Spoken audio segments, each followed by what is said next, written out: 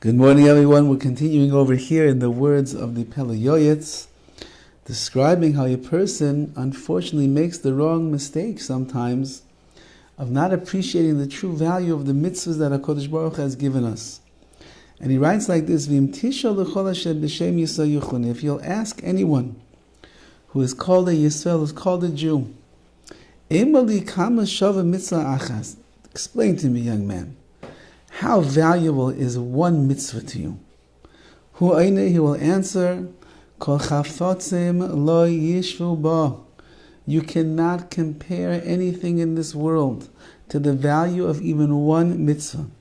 Says the PELE YOETZ, if you get to the raw truth in any single yid, we're talking about people that appreciate and value what a mitzvah is, they will answer you the same thing, hands down. You can't compare the value of any pleasure, of any joy in this world to the pleasure that there is inside of one mitzvah. And everybody knows and believes HaKadosh Baruch Hu mishalem schar tov l'tzadikim. Hashem will pay good reward to the righteous. V'oinish ra uvamar l'rashoyim. And those that are wicked are going to get their bitter punishments. V'oimrim kein befihem. And they say this with their mouths. B'seder maida'ah sha'imrim b'chol erev rosh chodesh. Many people have what's called Yom Kippur Katan, which is the day before Rosh Chodesh, on Erev Rosh Chodesh. There's a special davening which has a similarity to some of the vidui, some of the admissions and the confessions that we make on Yom Kippur. And says the PELE YOETZ, of course everybody davens this on Erev Rosh Chodesh, and they say these words all the time. And they say, yes, I believe that Hashem is going to pay reward to the tzaddikim, He's going to punish the rashoyim, and there's no value that you can place on a single mitzvah. It's greater than anything else in this world. So if that's the case, then we should see the army of Hashem, the Jewish people, all becoming tzaddikim, serving HaKadosh Baruch Hu with all their heart, with all their soul, doing what is right.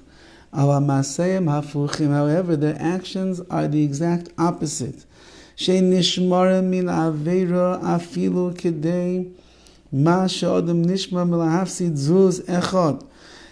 that people are not guarding themselves from one even avera, one sin, even that which a person would guard themselves to watch out for the loss of one zuz, of $1. A person will be so careful not to lose. You know, if a person walks around sometimes with his wallet in his pocket, and every so often he feels his pocket, wants to make sure that the wallet is there. He has his cell phone, his grand iPhone 14 that he just paid a lot of money for. He got some special deal. You sign up and get 2 lines. We'll give you the cell phone for free. This cell phone is it's worth the world to him. He doesn't want to lose it. He keeps it in his pocket over there, right by his chest. And every once in a while, he feels, just to see, is it there? I didn't lose it. Do I have it? So a person, for the things that are valuable to him here in this world, he's constantly checking. He's constantly guarding to make sure that he has it. However, when it comes to the mitzvahs, umevatlin mitzvah afilu mishum hana zuz echad, but a person is willing to give up a mitzvah, sometimes for the hana, for the pleasure of one zuz, one little coin, one fleeting pleasure that's here in this world. And a person doesn't chase after it, doesn't go after that mitzvah that he just lost out on. A person will go, he lost $1, he'll go looking around, scrounging for that $1.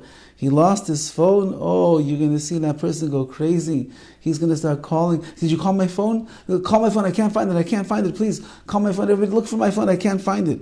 But he lost that on a mitzvah. He lost that on an opportunity to connect with the Rabbi Shalom. Says the PELE YOETZ, how come the person's not chasing after that? Sometimes a person will nullify and lose out on many mitzvahs. A person goes the whole day, Shachris, Mincha, and Mariv, the 3 davenings a day, he doesn't do it together with the tzibur, with the minyan. They're busy. He woke up late, and mincha time, he was running late out of the office. He took a few extra minutes, couldn't make it to the minyan Marav. He was home already. He was tired. He had a long day. He ate dinner. He fell asleep on the couch. He wakes up. The next thing you know, there's not a minyan left. What's happening over here? V'anias amenim ugemilas chasadim. He wasn't able to answer amen to all the minyanim that he went to over there. Ugemilas chasadim. Sometimes he loses out on the simple opportunity to do a chesed for somebody else. V'kehina rabbis. There's so many mitzvahs that we lose out on in this world. We lose out on in our lives. Why? Ubitol Torah keneged kulam. And of course, we know not learning Torah. That's the gravest of all of the errors of the sins that a person can do. It's equivalent to all of the averas. Afilu bli hana klal. Even when a person's mevatel Torah, whatever, he's just lazy. He just doesn't feel like getting off the couch. He doesn't feel like going to the shir. He goes to the shir, he falls asleep, whatever, all different things. Even when a person doesn't even get a real hana, a real pleasure from doing the other action besides the mitzvah, even there a person does it.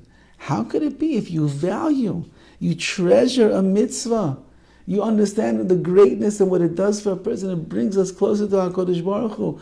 Why are we more concerned about the lost iPhone than we are about the lost opportunities of mitzvahs that we don't perform? That's the PELE YOETZ is asking over here, and a person has to think about.